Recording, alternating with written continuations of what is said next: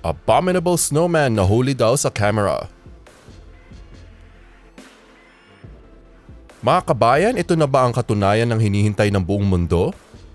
Isang Sasquatch o Yeti o Abominable Snowman o Bigfoot o Frozen na kapre ay natagpuan sa Spain.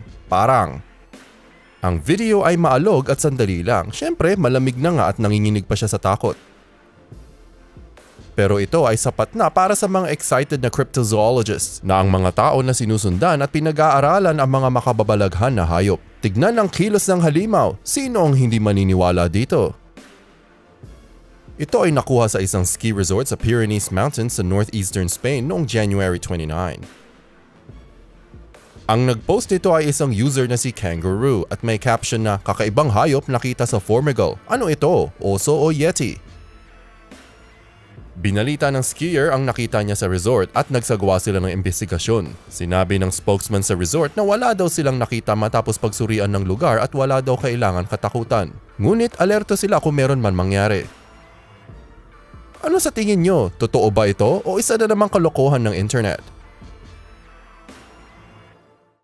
Don't use for more? Add us on Google Plus and like us on Facebook.